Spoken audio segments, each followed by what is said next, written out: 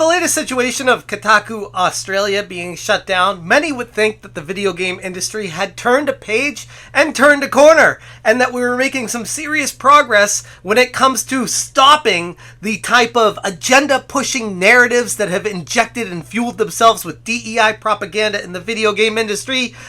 But no. What's going on, guys? Welcome to another episode of Smash JT and Mary Kenney, someone who I have not spoken about before, and if I did, it was very briefly. I listed her on Kotaku Detected as someone who went on record as saying that they wanted to press every button, pull every lever to inject LGBTQ plus A, Z, W, X, Y, and G into every game that she works on, because she needs to make sure that there's more representation in the games, because she's someone who's bisexual, and because of that, she wants to make sure everyone knows that and thinks about sexuality while they're playing games, because of course that's what's important when we press power on our video game console.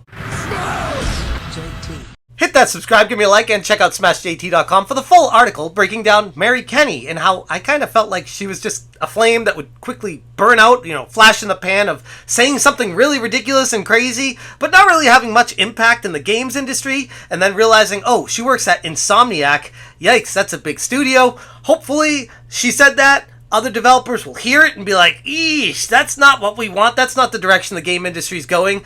But no, the complete opposite has happened. CD Projekt Red has now hired her to be the game writer, narrative designer, and author for their latest game projects. And Mary could not be more excited, and most actual gamers could not be more frustrated. Shout out to Pirate Nation for finding her latest LinkedIn post stating, "Without further ado, it's time to announce my new job. Today was my first day as a senior writer at CD Projekt Red, best known for the Witcher series and Cyberpunk 2077. Hold on a second.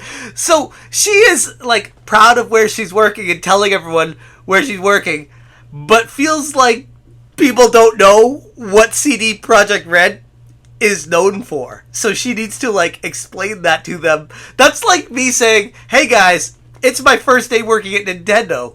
Nintendo, the company best known for Super Mario Brothers, The Legend of Zelda, and Metroid. I'm so excited. It's like, why would you even say that?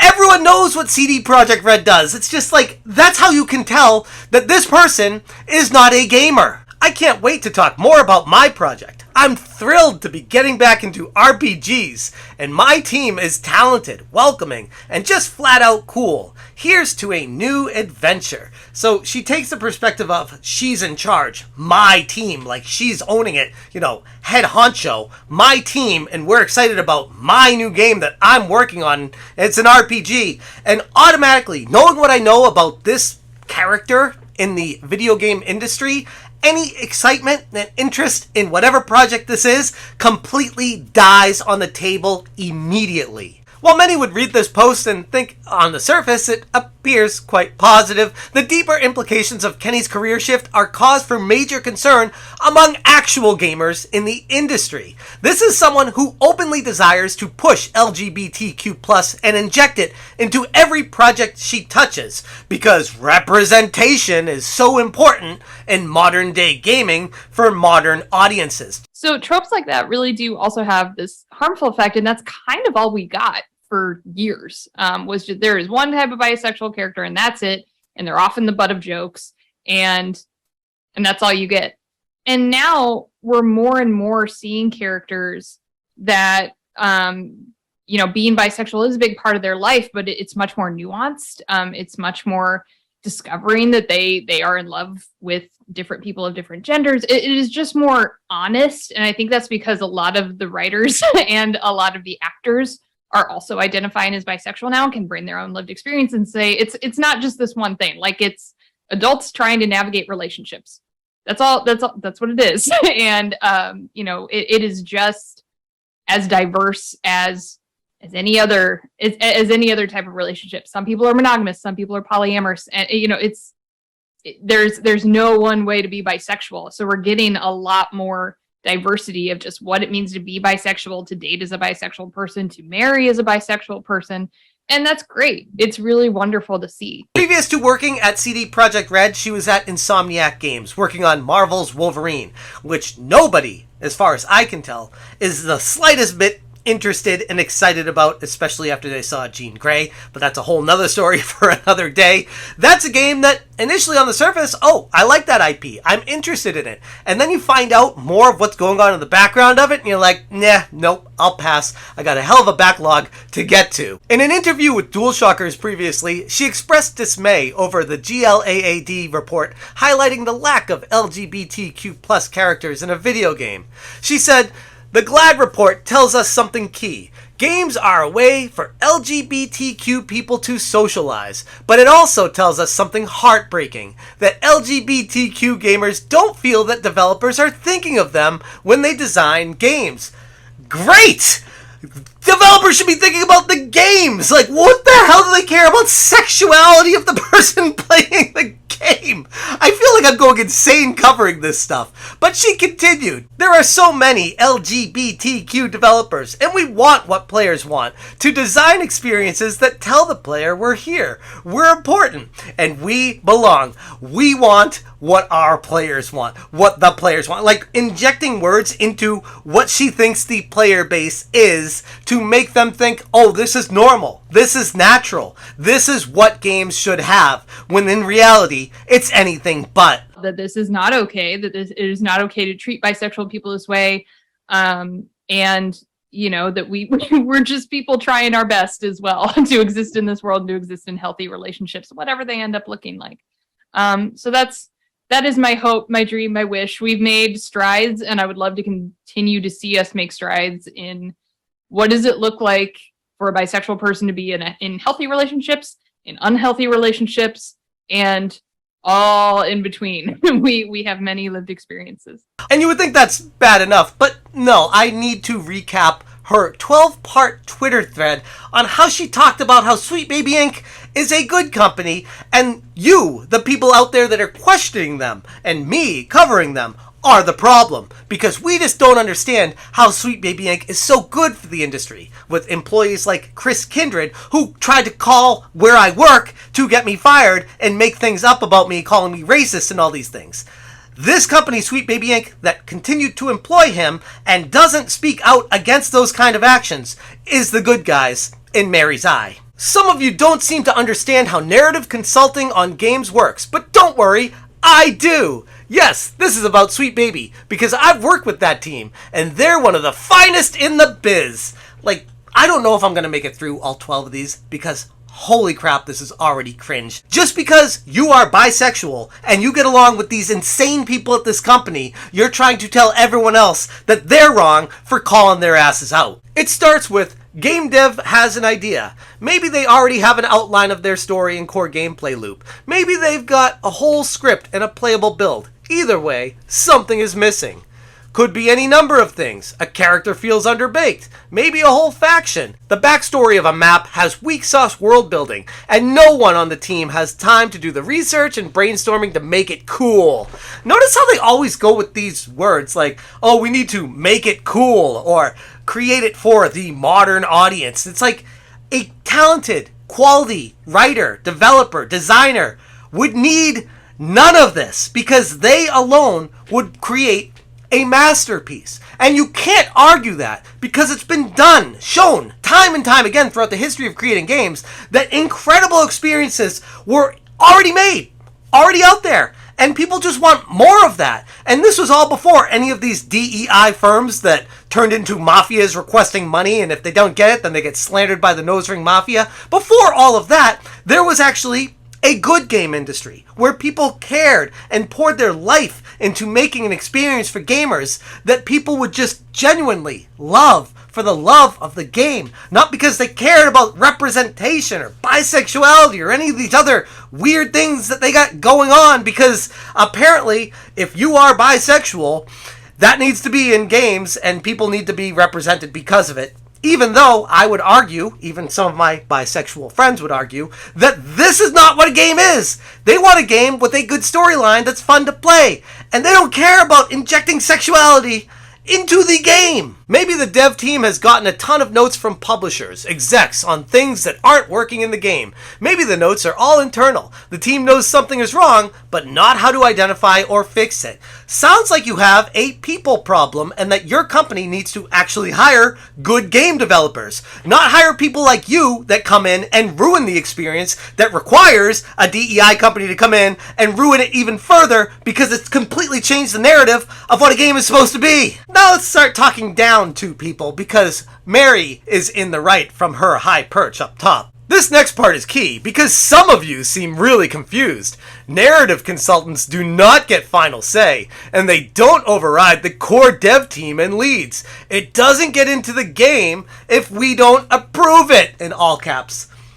Okay, that may be true, but what happens, just a crazy theory here, if a company like CD Projekt Red hires someone that has gone on record saying they want to pull every lever to include LGBTQIAZ into the game, and then you get a narrative consulting company injecting all this bisexuality into it, and you're saying, yep, sounds good to me. I think that right there is what the problem is. Sweet Baby is not, nor is any consulting group coming into wreck games. They're helping smooth out plots and deepen characters. They ease the burden on the core narrative team. They're additive in every way. This is just so cringy and obnoxious that I can't even keep reading it. But if you guys want to, it will be in the Smash JT article. This whole entire thread that she goes on and on and on about how Sweet Baby Inc., just like Alyssa Mercante, doesn't do what you think they do, when in reality, they do exactly what we know they do. Oh, and if you're wondering the type of quality individual we're dealing with here, she quoted Alyssa Mercante's article after this thread talking about Sweet Baby Inc. and they don't do what you think they do, even though that article was leaving out major points as to why Sweet Baby Inc. is actually the enemy.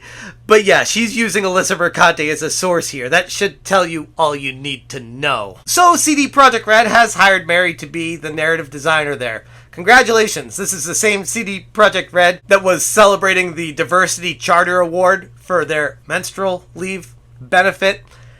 Because progress, I don't know. Like, congratulations for celebrating menstrual leave, but I almost have to wonder if this just contributes more to the bloat of the video game industry with a surplus of money, where they're just looking for reasons to celebrate not working instead of putting effort into the games. And by the way, what if you're one of those dudes that identifies as a girl and then identifies that you have a menstrual cycle?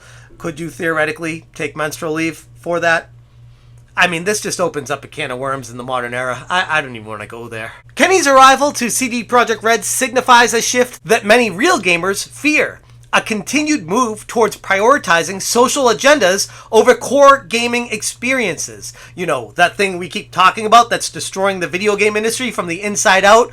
That thing, that exact thing that's transpiring right now, call me crazy, but I feel like it's kind of shown itself to not work, but yet these companies keep hiring these types of people. My feeling is the heart of this issue is that Kenney is not primarily a gamer, but an agenda pusher. Someone who cares more about her sexuality than anything else. Her public statements and professional focus have consistently centered on representation and inclusion of marginalized groups in gaming, instead of focusing on a quality game experience. If your mindset is always fixated on diversity, bisexuality, and marginalized voices, then you're going to forget the actual game experience where it matters to make a good game. And again, that's been proven time and time again. While diversity and representation are undeniably important, the concern is that priorities can sometimes overshadow the fundamental elements of what makes games enjoyable and engaging. Kenney's career trajectory exemplifies a broader trend in the gaming industry, where hiring decisions seemingly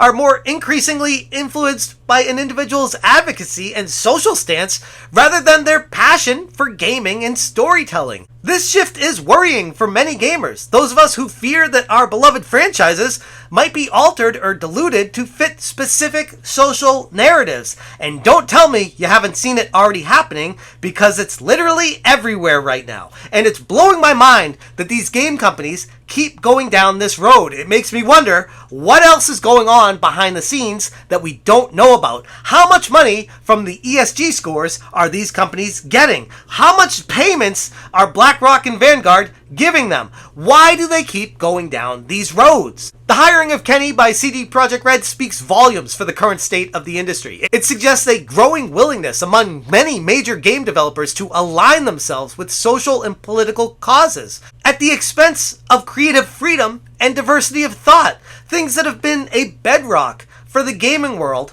forever has been uprooted because social and political agendas have taken the main center stage. That right there is the biggest issue in all of this. And yes, Mary Kenney is listed, like I said, on Kotaku Detected, because she is someone pushing an agenda and propaganda on record, saying she wants to pull every lever to include LGBTQIASG plus into every game that she works on. And that in itself is a major issue.